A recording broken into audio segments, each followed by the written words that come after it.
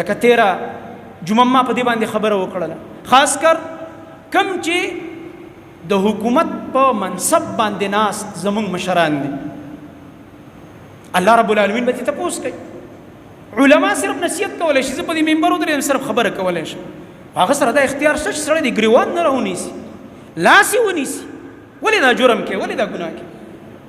لکه دا تیر دا 2 هفتونه چې کوم د ټیک ټاکرانو خلاف، د دې بې حیاو خلاف چې دوی زمونږ دا معاشره او دا ځوانان او هغه تور سرې او هغه عزتمندې ښځې په کورونو کې خویندې میندې دي، د هغې معاشره تباه کول غواړي او بار دنیا ته ښایي چې پښتون ګوره داسې نعوذ بالله لغړ او بې حیا دی.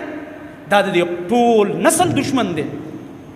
نو که زمونږ CCPO صاحب د دې خلاف کوي، کاروایي کوي او د عبرتناکه سزا ورکوي او توبې پې وباسي، نو مونږ دا اپریشیټ کوو، مونږ ته شاباش ورکوو.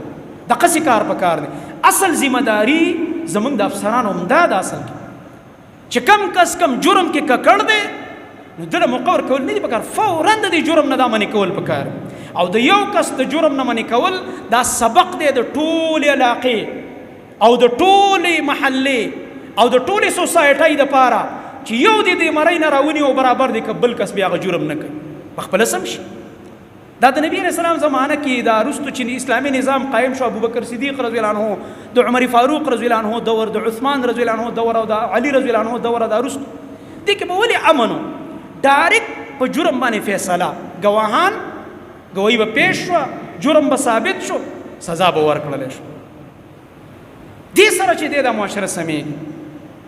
نو زما محترم ورونه، الله رب العالمین فرمایي کلم په هغه علاقه الله عذاب نه راولي چې په هغې کې اصلاح والا خلک هغوی اصلاح کوي، آګاهي کوي د جرمونو نه، د ګناهونو نه، دا قوم آګاه کوي چې لکه دا ګناه ده، دنیا هم تباه کوي، آخرت هم ځان له تباه کوي. الله رب العالمین فرمایي وما كان ربك ليهلك القرى بظلم واهلها مصلحون. نه دی ستا رب چې کلی دی الله هلاک کړي په ګناه باندې، چې کله پکې مصلحین وي. ګناه به کېږي خو چې کله ګناه کېده او اصلاح والا خلکو اواز یې کوو او باقاعده په هغې ګناه رد کولو، دا شرک دی، دا بدعت دی، دا جرم دی، دا کار حرام دی، ځان ترې وساتئ. نو زمونږ اکثر د خلکو داسې خلک بدي شي، په دې علماو کې هم د خلکو هغه عالم بدي شي چې په دې جرمونو ردونه ډېر کوي. یاره وایي دا بس تش ردونه دي، لکه خو همدا خو تا ته هغه اصل د زخم ځای ښیي که نه، دا درته نه وایي چې ګول دی او شین دی او ګول دی، ډایرکټ درته وایي نارنج دی وایي، نوم یې درته اخلي، چل ول خو سره نه کوي که نه، صفا خبره ده. دا اصل کې د قوم خیر خوایي.